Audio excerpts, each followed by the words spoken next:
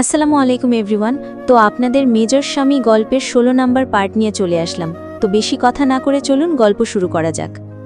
শরীরের সমস্ত তেজ তখন ক্লান্তিতে সামান্য নিশ্চল হয়ে আসছে, কিন্তু ভেতরের বাঁচার তাগিদটুকু তাকে অবিরত ছুটিয়ে নিয়ে চলল বনের বাইরের দিকে। মেঘকে হঠাৎ করে আর দেখতে না পেয়ে কপালে গভীর চিন্তার ভাঁজ পড়ল মুসার। অস্থির হাতে চোখের সামনে দূরবীনটা অ্যাডজাস্ট করে চারিদিকে তন্ন তন্ন করে খুঁজল সে, কিন্তু রাবার গাছের ঘন সারির মাঝে মেঘের কোনো চিহ্ন না পেয়ে মুসার হৃৎপিণ্ডটা যেন এক মুহূর্তের জন্য থমকে গেল। শরীর বেয়ে এক হিমশীতল ভয়ের স্রোত নেমে গেল তার। ম্যামের প্রতি মুহূর্তের আপডেট যদি সে দিতে না পারে, তবে শীর্ষ স্যার তাকে আস্ত মাটির নিচে পুঁতে ফেলবে। দ্রুত পকেট থেকে থরথর করে কাঁপানো হাতে ফোনটা বের করে সে ডায়াল করল শীর্ষর পার্সোনাল নাম্বারে। পুরো রিং হয়ে একবার কলটা কেটে গেল।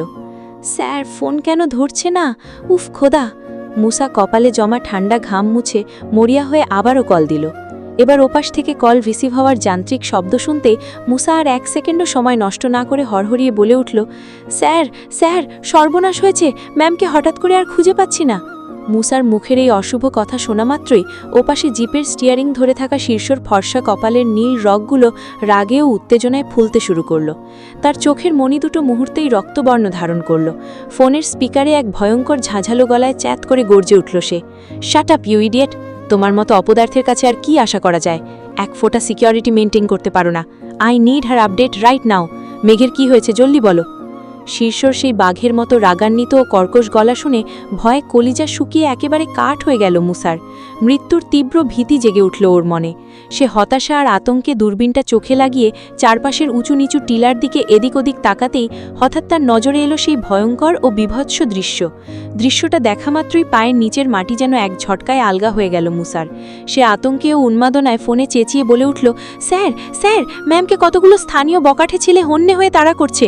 ম্যাম রক্তাক্ত অবস্থায় খালি পায়ে পালাচ্ছেন, উনার খুব বিপদ স্যার স্যার।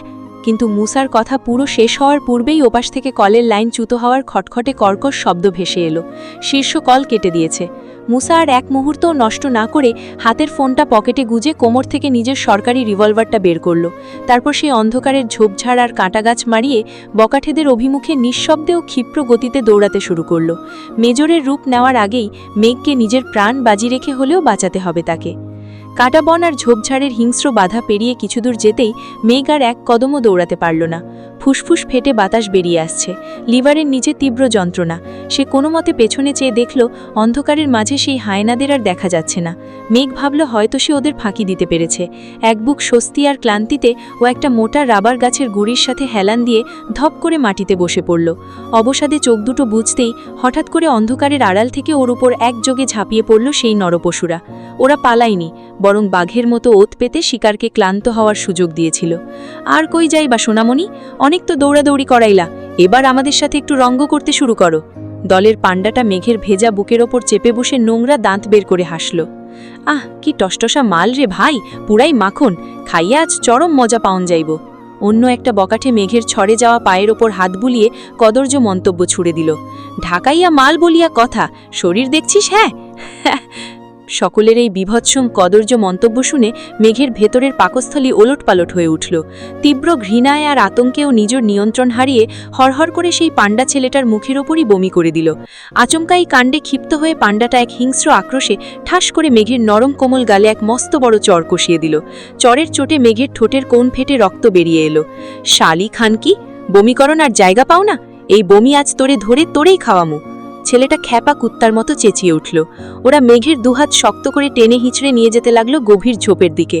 সম্ভ্রমের হারানোর তীব্র আতঙ্কে মেঘ চারপাশের অন্ধকার অরণ্যের দিকে তাকিয়ে কলিজা ফাটিয়ে চিৎকার করে উঠল, কেউ আছেন? আমায় বাঁচান, বাঁচান আমায়, আল্লাহর ওয়াস্তে কেউ একটা সাহায্য করুন। দূরে দু একজন রাবার শ্রমিক লাঠি হাতে এই দৃশ্য দেখলেও বকাঠেদের চিনতে পেরে আর নিজেদের ঝামেলায় জড়াতে চাইল না। ওরা ভয়ে মুখ ঘুরিয়ে দ্রুত স্থান ত্যাগ করল। অসহায় মানুষের এই নির্মমতা দেখে মেঘ এবার শব্দে করে ভেঙে পড়ল, চোখের কোণ বেয়ে বাড়িধারা ধুয়ে দিতে লাগলো গালের রক্ত। একটা মেয়ের কাছে তার ইজ্জত নিজের প্রাণের চেয়েও মূল্যবান, আর সেই অমূল্য সম্পদ আজ লুণ্ঠিত হতে চলেছে ভেবে ওর আত্মা কেঁপে উঠল। কেউ আইব না সোনামণি, কেউ না, আজ তরে বাঁচানোর মতো কোনো বাপের বেটাই রামোর মাটিতে নাই। ঝোপের আড়ালে নিয়ে এক ঝটকায় টেনে মেঘের কুর্তির হাতা দুটো ছেড়ে ফেলা হলো। ওরা মেঘকে ভেজা ঘাসের ওপর একটা জড়ো বস্তুর মতো ছুঁড়ে ফেলে ঝাঁপিয়ে পড়ল ওর নিথর শরীরের ওপর। পাশবিক টানে ছিঁড়ে ফেলা হলো ওর বুকের ওপর থাকা সুতোর এমব্রয়ডারির সেই ফিরোজা রঙের সিল্কের কাপড়। এক নিমেষে উন্মুক্ত হয়ে পড়ল ওর ভেতরের অন্তর্বাসা। মেঘ লজ্জায়, তীব্র অপমানে আর ঘৃণায় ডুকরে কেঁদে উঠল। নিজের শেষ শক্তি দিয়েও হাত পা ছুঁড়ে বাধা দেওয়ার সর্বোচ্চ চেষ্টা করল, কিন্তু 7-8টা পশুর শক্তির সামনে 17 বছরের একটা কোমল মেয়ে কতটাই বা পারে। ও আবারও চোখ বুজে শেষবারের মতো সাহায্য চাইল আরশের মালিকের কাছে।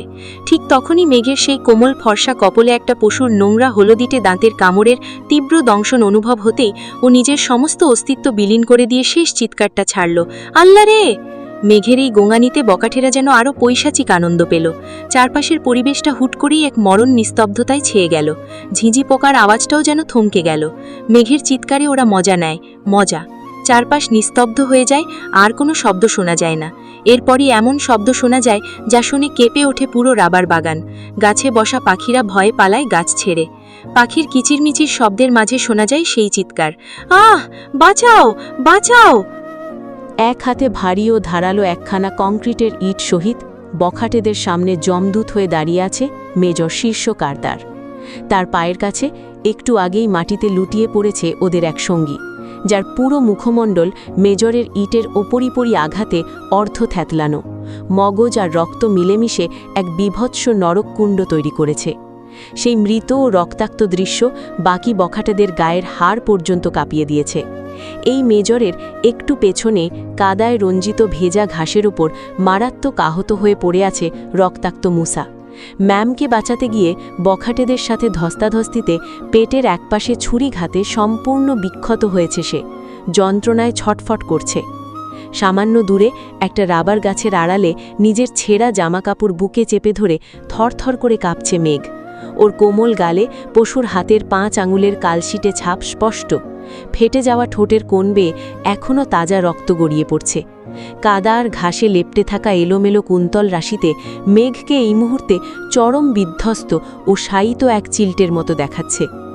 শীর্ষের পুরুষালী চোখে যেন এই দৃশ্য কোনোভাবেই সহ্য হল না। নিজের ভালোবাসার, নিজের হবু স্ত্রীর এই জঘন্যতম অবস্থা দেখে তার আর্মির সমস্ত হুঁশ, আইন কানুন এক নিমেষে হাওয়া হয়ে গেল। সে ডান হাতে থাকা রক্তমাখা ভারী ইটটা দিয়ে ফের সর্বশক্তি দিয়ে আঘাত হানল সামনে থাকা আরেক ছেলের মুখপানে। তীব্র আদিম ক্রোধ আর প্রতিশোধ পরায়ণতা শীর্ষকে এই মুহূর্তে আস্ত এক উন্মাদ রক্তপিপাসু জানোয়ারে পরিণত করেছে। রাগে ওর চওড়া ছাতি আর পুরো দেহ থরে বেথরে কাঁপছে। কোন সাহসে হাত দিয়েছিস তোরা ওর গায়ে? কাকে বাজে স্পর্শ করেছিস তোরা, শুয়োরের বাচ্চারা? কাকে? আজ তোদের চিতার আগুন আমি নিজেই জ্বালাবো, তোদের বংশ নির্বংশ করব। বখাটেরা এমনিতেই চোখের সামনে সঙ্গী রোমন বিভৎস মৃত্যু দেখে প্রাণ হারানোর চরম ভয়ে কাঁপছিল। তার ওপর এই এলাকায় মেজর শীর্ষ কারদারকে কে না চেনে? যেমন ভালোর ভালো, অপরাধীদের কাছে তেমনই সে সাক্ষাৎ কালদূত। নিজেদের পিঠ বাঁচাতে মরিয়া হয়ে বাকি 3 জন একযোগে শীর্ষকে আক্রমণ করতে বা মারতে উদ্ধৃত হয়েও কোনো কুল কিনারা করতে পারছে না। মেজরের এক একটা আর্মি বুটের লাথি আর ডিফেন্সের মারের সামনে ওরা খড়কুটোর মতো উড়ে যাচ্ছে। একটা নিরীহ মেয়েকে একা পেয়ে ধর্ষণ করতে খুব ভালো লাগে, তাই না তোদের? দেহের খুব ক্ষুধা চড়েছে হারামজাদাদের। দাঁড়া, আজ তোদের সেই স্থায়ী ক্ষুধা আমি চিরতরে মিটিয়ে দিচ্ছি।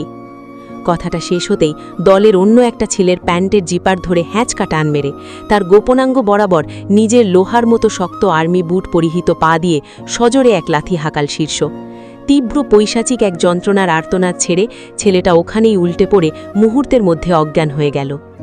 এমন সময় এত কিছুর মাঝে 7 জনের বখাটে দলের বাকি যে 2 জন বেঁচে ছিল তাদের একজন আচমকা পেছনের অন্ধকারের আড়াল থেকে এসে শীর্ষের ডান বাহুতে ধারালো ছুরির এক পোঁচ বসিয়ে দিল। চামড়া চিরে ফিনকি দিয়ে রক্ত ছুটে আসতেই খ্যাপাটে এক বন্য ষাঁড়ে পরিণত হল মেজর শীর্ষ কারদার। সে নিজের ক্ষতের দিকে না তাকিয়ে এক ঝটকায় উল্টো ঘুরে দাঁড়ালো। ছেলেটা মেজরের সেই রক্তচক্ষু দেখে ভয়ে কাঁপতে কাঁপতে পালানোর পূর্বেই শীর্ষ চিল পাখির মতো ঝাপটে ধরে তার চোয়ালটা নিজের 2 লোহার মতো শক্ত হাত দিয়ে এক তীব্র মোচড় দিল। করকর করে ঘাড়ের হাড় ভেঙে যাওয়ার বিভৎস শব্দ হলো। ছেলেটার চোখের মণি দুটো উল্টে গেল এবং 1 সেকেন্ডের মাথায় সে সেখানেই ইহলোক ত্যাগ করে মাটিতে আছড়ে পড়ল। চোখের সামনে একের পর এক হাড় কাঁপানো বীভৎস মৃত্যু, রক্তের হোলি খেলা আর নিজের ওপর দিয়ে বয়ে যাওয়া এই কালবৈশাখী ঝড়ের তীব্র মানসিক চাপ সইতে না পেরে শরীর আর মনের সমস্ত শক্তি হারিয়ে সেও এক লহমে সম্পূর্ণ অজ্ঞান হয়ে পড়ে গেল। ধূপ করে ভেজা মাটিতে কিছু একটা পড়ে যাওয়ার শব্দ হতেই রক্তমাখা ইট হাতে শীর্ষ ঝট করে পাশ ঘিরে তাকাল। তার বুকের ভেতরটা যেন এক নিমেষে খালি হয়ে গেল যখন সে দেখল তার সাধের ব্ল্যাক বিউটি কাদা মাটি মাখা ঘাসের ওপর নিথর হয়ে পড়ে আছে। শীর্ষ ইটটা ছুঁড়ে ফেলে দিয়ে পাগলের মতো ছুটে গেল মেঘের কাছে। হাঁটু গেড়ে বসে মেঘের সেই ক্ষতবিক্ষত মাথাটা নিজের বাম বাহুর উপর তুলে নিল ও। অন্য হাত দিয়ে মেঘের নরম গালে আলতো করে চাপড় মারতে মারতে উন্মাদের মতো চিৎকার করে বলতে লাগল, এই মেয়ে চোখ খোল বলছি তোকে, অজ্ঞান কেন হলি? এই শীর্ষ কারদারের সামনে দাঁড়িয়ে থাকার সাহস তোর হয়, আর এই সামান্য কটা কুকুরের মরণ দেখে তুই চোখ বুজে ফেললি? চোখ খোল মেঘালয়া, ওদের আসল শাস্তি তো এখনো বাকি। ওদের শেষ দেখনি না তুই? ওরা তোকে ছোঁয়ার সাহস করেছে। শীর্ষের বুকটা যেন ভেঙে চুরমার হয়ে যাচ্ছিল, তার প্রাণ ওষ্ঠগত। মেঘের এই চেতনাহীন দেহের বিধ্বস্তাতা, ওর ওই ছিঁড়ে যাওয়া কুর্তি আর উন্মুক্ত অন্তর্বাস মেজরের চোখের ভেতরের আগুনকে এক অদ্ভুত অপরাধ বোধে রূপ দিল। সে আর এক মুহূর্ত দেরি না করে নিজের পরনে থাকা বাংলাদেশ আর্মির শার্টের বোতামগুলো সপাটে খুলে ফেলল। নিজের খালি গায়ে বৃষ্টির জল মেখে সেই চওড়া খাকি শার্টটা দিয়ে অত্যন্ত যত্ন ও সম্মানের সাথে মেঘের শরীরের উপরি অংশ সুন্দর করে ঢেকে দিল ও। তার পাশে তখন মুসার চেতনাহীন দেহটা রক্তাক্ত অবস্থায় পড়ে আছে। শীর্ষ এক হাতে মেঘের পিঠ আর অন্য হাতে হাঁটুর নিচে জড়িয়ে ওকে পাঁজো কোলা করে বুকে তুলে নিয়ে সোজা হয়ে দাঁড়ালো। ঠিক তখনই ঝোপঝাড় মারিয়ে ভারী বুটের শব্দে একদল সশস্ত্র সেনা সদস্য সেখানে এসে উপস্থিত হল। মুসার ব্যাকআপ কল পেয়েই তারা ঝড় বৃষ্টি উপেক্ষা করে গাড়ি নিয়ে ছুটে এসেছে। স্পটের এই বীভৎস লাশের স্তূপ আর মেজরের রক্তাক্ত শরীর দেখে second in command officer salute ঠুকে আতঙ্কিত সুরে প্রশ্ন করল, আর ইউ ওকে স্যার? সেনাদের এই প্রশ্নের কোনো উত্তর দেওয়ার প্রয়োজন মনে করল না শীর্ষ। তার চোখ তখন কেবল তার বুকে লেপ্টে থাকা মেঘের ওই ফাঁকাশে মুখের দিকে। সে অত্যন্ত বরফ শীতল ও ক্ষিপ্র গলায় তার আন্ডারে থাকা সেনাদের আদেশ দিল, মুসাকে এক্ষুনি গাড়িতে তোলো, দ্রুত রামু সিএমএইচে অ্যাডমিট করো ওরে। আর এই যে বাস্টার্ডগুলো মাটিতে পড়ে আছে, এদের এমন ব্যবস্থা করো যেন কাল ভোরে সূর্য ওঠার আগে এদের হাড় গোড়েরও কোনো নিশানা এই রামুর মাটিতে না থাকে। আর এই ঘটনা যেন পাবলিকলি লিক না হয়। ক্লিয়ার? Yes sir. সেনা সদস্যরা ক্ষিপ্রতার সাথে মেজরের কমান্ড পালনে নেমে পড়ল। ওদিকে আর কোনো কিছুর তোয়াক্কা না করে বুকে জড়িয়ে থাকা আতঙ্কিত ও নিথর মেঘকে শক্ত মুঠোয় চেপে ধরে শীর্ষ রাবার বাগানের অন্ধকারের বুক চিরে নিজের জিপের দিকে হেঁটে গেল। তো আজকের গল্পটি শেষ হয়ে গেল। তো পরবর্তী পার্ট পেতে আমার চ্যানেলটি অবশ্যই সাবস্ক্রাইব করে রাখবেন। তো পরবর্তী পার্ট এই চ্যানেলেই পাবেন। আর গল্পটি কেমন লাগলো তা অবশ্যই কমেন্ট করে জানাবেন। সবাইকে ধন্যবাদ।